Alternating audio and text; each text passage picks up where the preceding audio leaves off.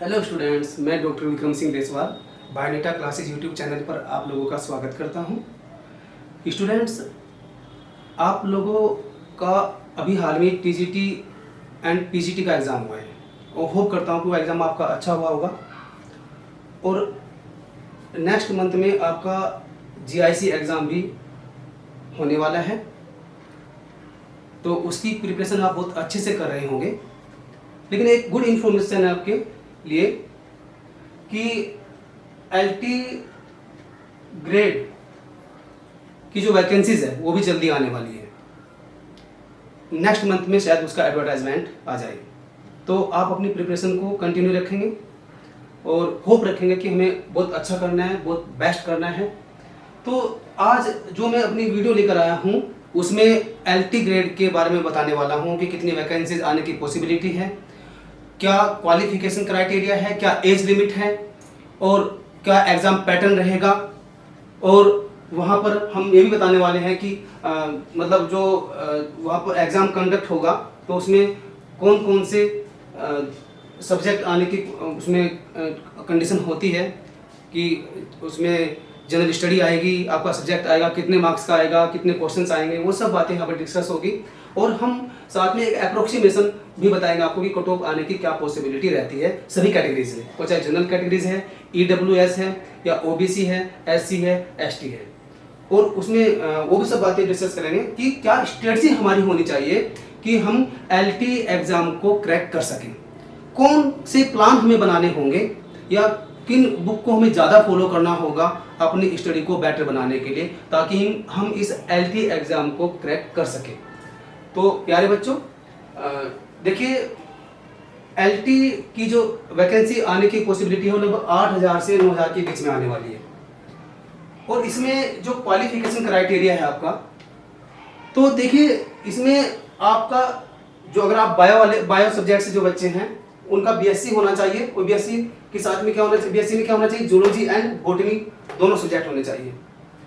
Zoology and botany किसी recognised university of India से, और साथ में बीएड डिग्री भी होनी चाहिए रिकॉग्नाइज्ड यूनिवर्सिटी से। बीएड मतलब बीएड के इक्विवेलेंट क्वालिफिकेशन होनी चाहिए साथ में। तो आप जैसे बायो से हैं तो बीएससी प्लस बीएड ये कंपलसरी है। तो यहाँ पर अगर सिलेक्शन प्रोसेस की बात आती है तो सिलेक्शन प्रोसेस में आपका जो सिलेक्शन प्रोसेस है एलटी एग्जाम के लिए वो रिटिन एग्जामिनेशन के बेस पर होगा। दैट मीन्स जो यहाँ पर मेरिट बनेगी, जो आपका रिटिन एग्जाम होगा उसी पर ही टोटल मेरिट बनेगी, उसमें कोई इंटरव्यू नहीं है एलटी एग्जाम में। जैसे जीआईसी में है, आपने सुना है, आप जब प्रिपरेशन कर रहे हैं तो जीआईसी में पहले रिटिन होगा, प्री एग्जाम होगा, फिर मेंस होगा, उसके बाद आपका इंटरव्यू होगा। इसमें ऐसा कोई लोचा नहीं है। इसमें प्रॉब्लम, इसमें अच्छी बात क्या है कि यहाँ पर आपका रिटिन एग्जाम के बाद एक जो मेरिट यहाँ पर बनेगी, तो उसमें आप उस मेरिट में अगर आप आते हैं तो आपका सिलेक्शन कंफर्म हो जाएगा। तो देखिए यहाँ पर हम ये कहना चाहते हैं कि जो सिलेक्शन प्रोसेस है वो टोटली रिटिन एग्जामिनेशन के ऊपर डिपेंड है, उसी पर ही फाइनल मेरिट बनेगी, फाइनल मेरिट लिस्ट बनेगी, जो आपके मार्क्स उसमें आप ऑब्टेन करेंगे रिटिन एग्जामिनेशन में। अब बात आती है एज क्राइटेरिया क्या है, कितनी एज के बच्चे इस एलटी ग्रेड के एग्जामिनेशन में बैठ सकते हैं या अप्लाई कर सकते हैं। तो मैंने लिखा है यहाँ पर एज लिमिट मिनिमम 21 ईयर्स होनी चाहिए और मैक्सिमम कितनी होनी चाहिए, 40 ईयर्स होनी चाहिए। लेकिन मैंने ब्रैकेट में क्या लिखा है, जनरल। मतलब क्या है, नॉर्मली अगर जनरल कैटेगरी की बातें करते हैं तो ये जो मिनिमम एज मैंने यहाँ पर क्राइटेरिया लिखा है ये सभी के लिए है, वो चाहे एससी, एसटी, ओबीसी है या जनरल कैटेगरी से है। लेकिन जब मैक्सिमम की बातें आती है तो जनरल कैटेगरी के लिए 40 ईयर्स यहाँ पर एज क्राइटेरिया है। बट अगर हम ओबीसी, एससी, एसटी की बातें करते हैं या कोई स्किल्ड प्लेयर है उसकी बातें करते हैं तो उनके लिए एज रिलैक्सेशन है, उनके लिए एज रिलैक्सेशन है। कितना एज रिलैक्सेशन है, 5 ईयर्स का एज रिलैक्सेशन है। तो उसका मतलब क्या हो गया कि वो 45 ईयर्स एज तक इस एलटी ग्रेड में अप्लाई कर सकते हैं। कौन, OBC, SC, ST and skilled players को 5 ईयर्स का यहाँ पर एज रिलैक्सेशन है, तो उसका मतलब 45 ईयर्स एज तक अप्लाई कर सकते हैं। जब बात आती है पीएच या एक्स आर्मी पर्सन्स के लिए, तो उनके लिए 15 ईयर्स की रिलैक्सेशन है। तो उसका मतलब वो कितने ईयर्स तक अप्लाई कर सकते हैं? 55 ईयर्स तक अप्लाई कर सकते हैं। तो ये तो बातें थी एज क्राइटेरिया के बारे में, कितना एज रिलैक्सेशन है, कितना एज लिमिट है, वो बातें मैंने यहाँ पर बताई है। अब बात आती है कि एग्जाम का पैटर्न क्या होगा। अब बात आती है कि एग्जाम का पैटर्न क्या होगा। तो जो एग्जाम के पैटर्न की हम बातें करते हैं, तो ये मैंने देखिए यहाँ पर लिखा है कि टोटल जो क्वेश्चंस आएंगे एलटी एग्जाम में, आपके जो टोटल क्वेश्चंस आते हैं वो 150 क्वेश्चन आते हैं, 150 क्वेश्चन, 150 क्वेश्चंस आते हैं। उन 150 क्वेश्चंस में दो कैटेगरी होती है। कितनी कैटेगरी होती है? दो कैटेगरी होती है। उनमें से 30 क्वेश्चन जो होते हैं, मैंने यहाँ पर दिखाया, उनमें 30 क्वेश्चन क्या होते हैं? जनरल स्टडी के होते हैं। और 120 क्वेश्चन किसके होते हैं? ऑप्शनल मेन सब्जेक्ट के होते हैं। जो आपका सब्जेक्ट है, जो आपका अपना टीचिंग सब्जेक्ट है, उसके 120 क्वेश्चन आते हैं। और जो जनरल स्टडी के जो क्वेश्चंस होते हैं वो 30 क्वेश्चंस आते हैं। तो ऐसे कुल मिलाकर 30 या 120 तो 150 क्वेश्चन टोटल आते हैं। आपके एग्जाम में 150 क्वेश्चन, 150 क्वेश्चन टोटल पूछे जाएंगे। अब इसमें आपको एक बात ध्यान देने वाली है कि जो 150 क्वेश्चन है, उनमें से हर क्वेश्चन का जो मार्क है वो 1 मार्क है। हर क्वेश्चन को 1 मार्क मिलेगा। अगर आपका राइट आंसर हो जाता है तो आपको 1 क्वेश्चन का 1 मार्क आपको मिलेगा। बट एक और यहाँ पर समस्या आ गई है। अगर किसी वजह से आपकी मिस्टेक से आप जो कंफर्म नहीं हो पाते हैं कि आपका कोई क्वेश्चन गलत हो जाता है, तो यहाँ पर नेगेटिव मार्किंग कंडीशन है। अभी तक आपने जो टीजीटी पीजीटी का एग्जाम दिया है, तो उसमें क्या था कि वहाँ पर कोई नेगेटिव मार्किंग नहीं है। लेकिन ये एग्जाम कौन कंडक्ट कराता है?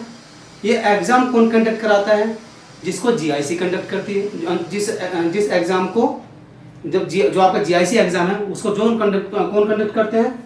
यूपीपीएससी। तो उसी को एलटी को भी यही कंडक्ट करने वाला है।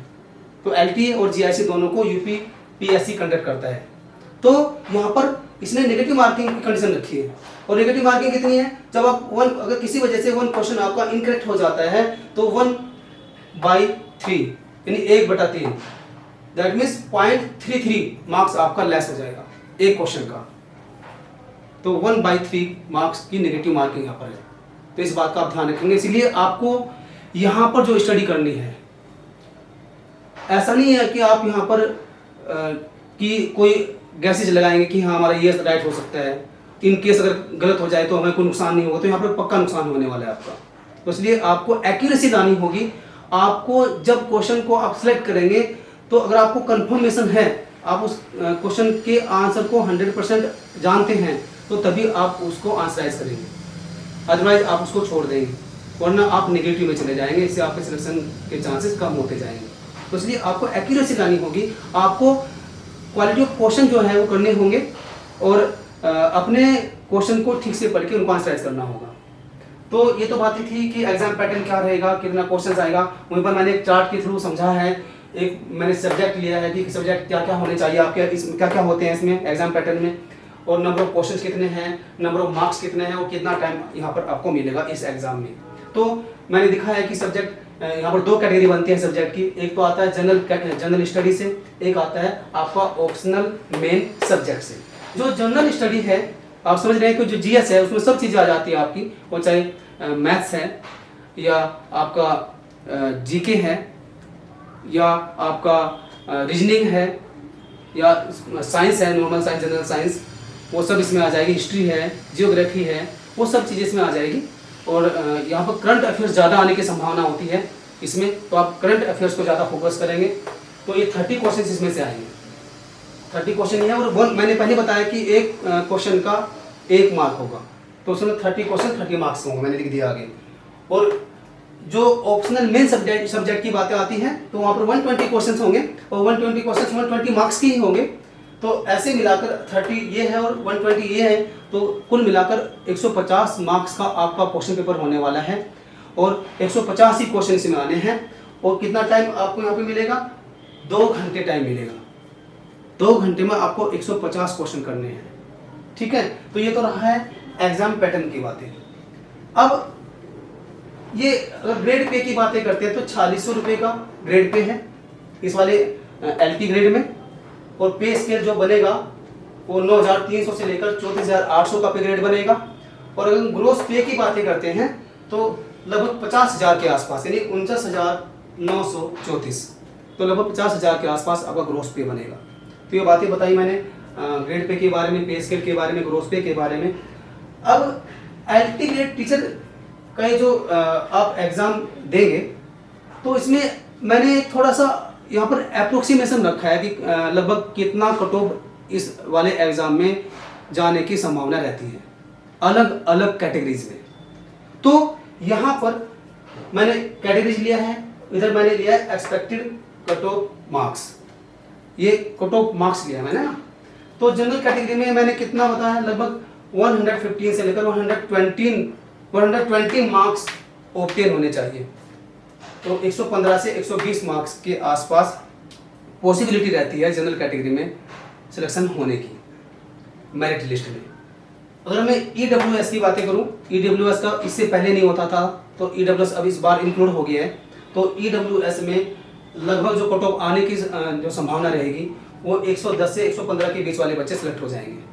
110 से 115 के बीच में जो बच्चे आ रहे हैं EWS वाले, उनके सिलेक्ट होने की संभावना लगे। ये एक्सपेक्टेड कट ऑफ में बता रहा हूँ, ठीक है। अगर OBC की बातें करते हैं तो OBC की जो कट ऑफ होने के चांसेस हैं यहाँ पर, जो मतलब सिलेक्शन होने के चांस हैं, वो 100 से लेकर 110 के बीच में सिलेक्शन होने की संभावना है OBC कैटेगरी में।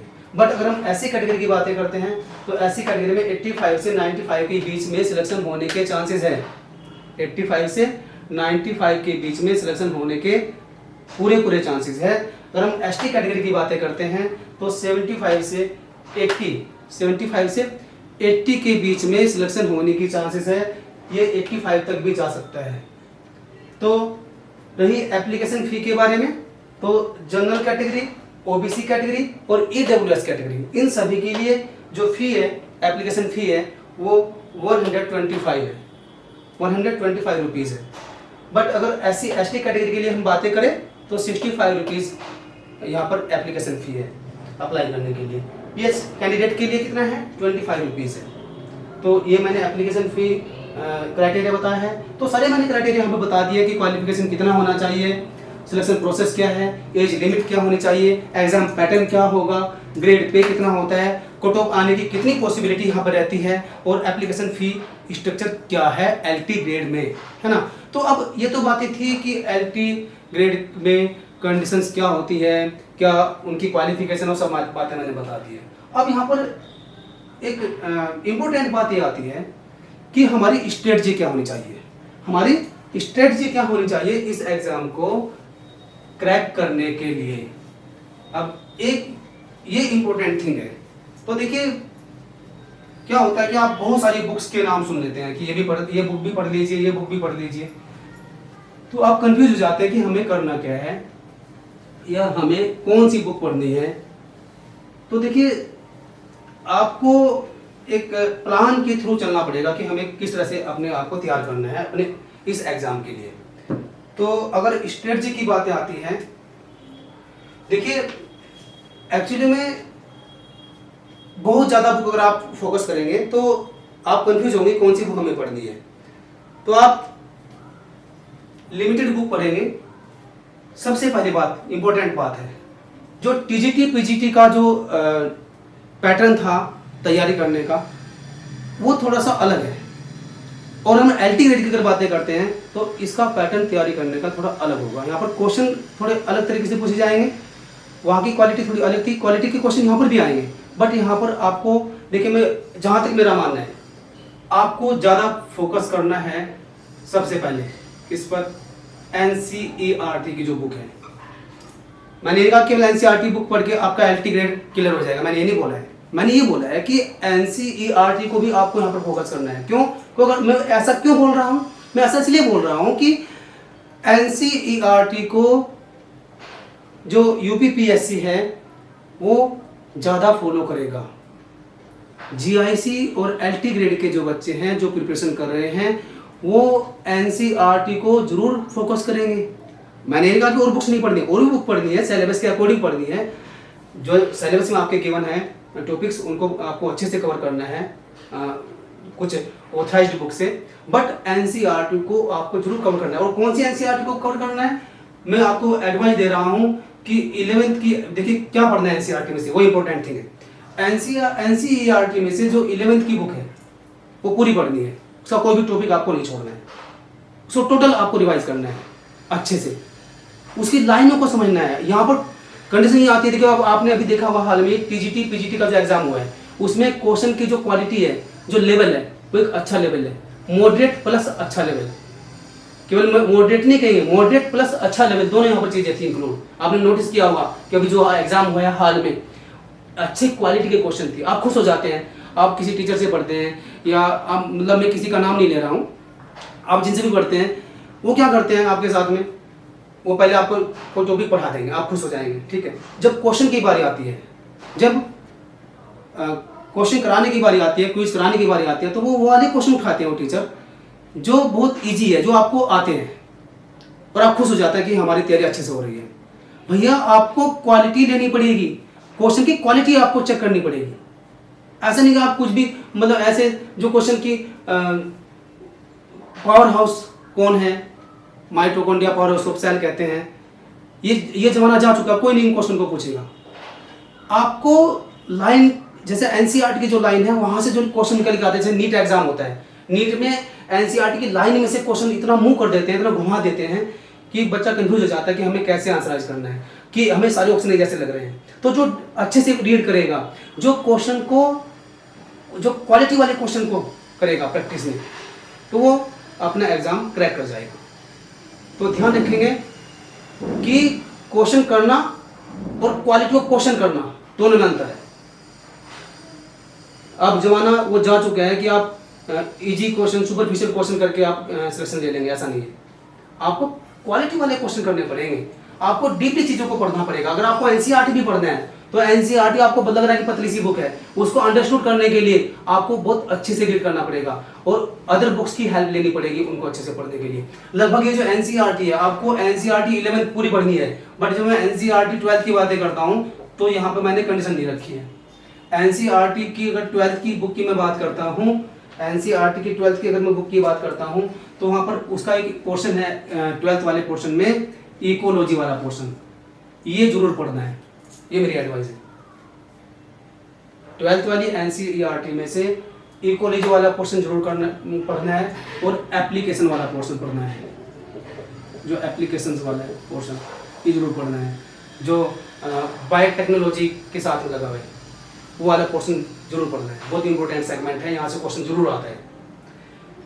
आगे आप जो और बाकी टॉपिक्स हैं, जो सिलेबस है एलटी सिलेबस एग्ज़ाम का, तो आप डाउनलोड कर सकते हैं गूगल पे जाके, या मैं अपने इंस्टाग्राम पे भी, थोड़े टेलीग्राम पे भी उसको जो है अपलोड कर दूँगा, तो आप वहाँ से देख सकते हैं, चेक कर सकते हैं, दोनों मीडियम में, हिंदी मीडियम में भी और इंग्लिश मीडियम में भी। तो देखिए टेलीग्राम बायोनीटा से आप ले सकते हैं, बायोनीटा ग्रुप मिलेगा आपको, तो वहाँ से आपको मिल जाएगा, दोनों मीडियम में, हिंदी मीडियम में भी और इंग्लिश मीडियम में भी। तो प्यारे बच्चों, अब बात आती है कि बाकी बुक्स कौन सी पढ़ी जाए। देखिए 11th 12th की बुक आपको पता है, एमपी कौशिक, ये तो आप सभी को पता है, सभी के पास होगी एमपी कौशिक, ये बॉटनी की बुक है। और डॉक्टर रमेश गुप्ता, ये जूलॉजी की बुक है, ये भी आपके पास होनी चाहिए। तो अच्छी बुक है दोनों ही, लेकिन सिलेबस को ध्यान में रखते हुए पढ़ना है। ऐसा नहीं कि आप कि सिलेबस में कॉकरोच पूछा है और आप अर्थवर्म भी पढ़े जा रहे हैं, नीरज भी पढ़े जा रहे हैं, तो जो पूछा है उसी के बारे में पढ़ेंगे। लेकिन ये बात को ध्यान रखना है, जनरल चीज़ें सबकी पढ़नी है। जैसे क्लासिफिकेशन की बात आती है तो जनरल चीज़ें सब में पढ़नी है। मान लीजिए प्रोटोजोआ में आपके एलटी ग्रेड में 4 ऑर्गेनिज्म या 4 एनिमल्स के बारे में लाइफ स्पेन पूछा है, लाइफ साइकिल के बारे में पूछा है। कौन कौन से पूछा है? एक तो पूछा है एंटामीबा हिस्टोलिटिका, एक पूछा है क्या प्लाज्मोडियम, है ना, और एंटामीबा हिस्टोलिटिका और एक प्लाज्मोडियम है और पैरामीशियम है। तो हम प्रोटोजोआ की बातें करते हैं, है ना, और ट्रिपनोसोमा के बारे में आपको पढ़ना पड़ेगा। लेकिन लाइफ साइकिल किसकी है? एंटामीबा हिस्टोलिटिका की है, प्लाज्मोडियम की है, पैरामीशियम की और यूग्लिना की है। इन 4 की लाइफ साइकिल है। इसका मतलब ये नहीं है कि आपको ट्रिपनोसोमा की लाइफ साइकिल भी पढ़नी है, लेकिन उसके बारे में जनरल चीज़ें पढ़नी है। उसकी लाइफ साइकिल नहीं पढ़नी है, लेकिन उसके बारे में जनरल चीज़ें पढ़नी है, वहाँ से क्वेश्चन जरूर आएगा।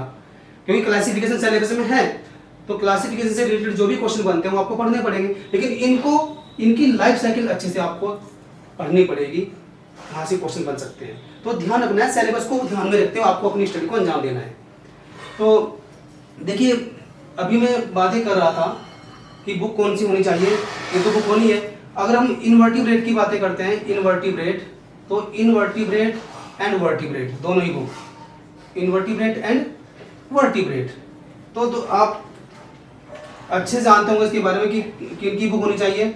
By R.L. Kotpal, by R.L. Kotpal की बुक अच्छी बुक है इन दोनों टॉपिक को पढ़ने के लिए, लेकिन सिलेबस के बेस पर आप पढ़ेंगे। ऐसा नहीं कि सब पूरा चीज़ें पढ़ रहे हैं, तो सिलेबस को ध्यान में रखते हुए तो आप अपनी स्टडी को अंजाम देते रहेंगे।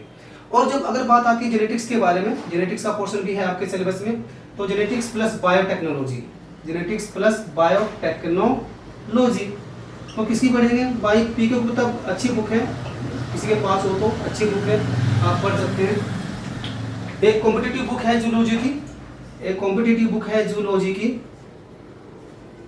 वो आपने नाम भी सुना होगा, R.K. पिल्लई की बुक है, R.K. पिल्लई, तो अच्छी बुक है ये भी। और अगर हम लोअर बॉटनी की बातें करते हैं, लोअर बॉटनी की बुक अच्छी है, लोअर बॉटनी सिंह पांडे जैन, बड़ी अच्छी बुक है, सिंह पांडे एंड जैन, ये भी बड़ी अच्छी बुक है, तो इससे भी आप स्टडी कर सकते हैं। तो बाकी एमपी कौशिक में फैमिलीज दी हुई है, एमपी कौशिक में जो टैक्सोनॉमिकल फैमिलीज है वहाँ से आप डिस्कस कर सकते हैं। तो उसमें इसमें आपको क्या ध्यान रखना है कि फ्लोरल फार्मूलाज वगैरह जो आप देखते हैं, तो वहाँ से क्वेश्चन बनता है। अभी हाल में भी एक एग्जाम पीजीटी एग्जाम में आया था इसके ऊपर क्वेश्चन, तो उन सभी जो भी फैमिलीज गिवन है आपके सिलेबस में, उनके फ्लोरल फार्मूलाज आपको लर्न करने पड़ेंगे, वहाँ से क्वेश्चन आने की संभावना रहती है। तो मतलब थोड़ी एक स्ट्रेटजी आपकी रहेगी कि एनसीईआरटी को आपको ध्यान में रखना है। मैं बता रहा हूँ आपको, लगभग 30 से लेकर 40% पार्ट एनसीईआरटी से आना है, जीआईसी हो या एलटी ग्रेड हो, 30 से 40% पार्ट आपका एनसीईआरटी से आएगा।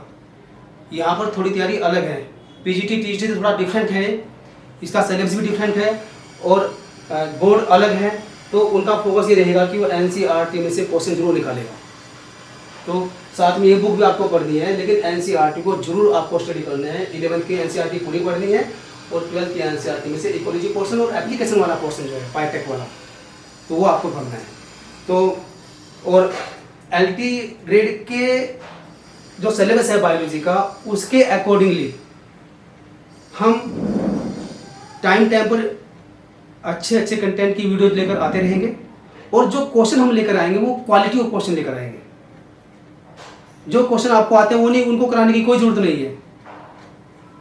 जो क्वेश्चन अच्छे लेवल के क्वेश्चन होंगे वो आपको उनको टच करना पड़ेगा, उनकी प्रैक्टिस आपको करनी पड़ेगी। और बीच बीच में हम कोई वीकली टेस्ट आपका रखा करेंगे, ताकि आप देख सकें कि हम कहाँ पर स्टैंड करते हैं, हम कितना क्वेश्चन वहाँ पर अटैम्प्ट कर रहे हैं।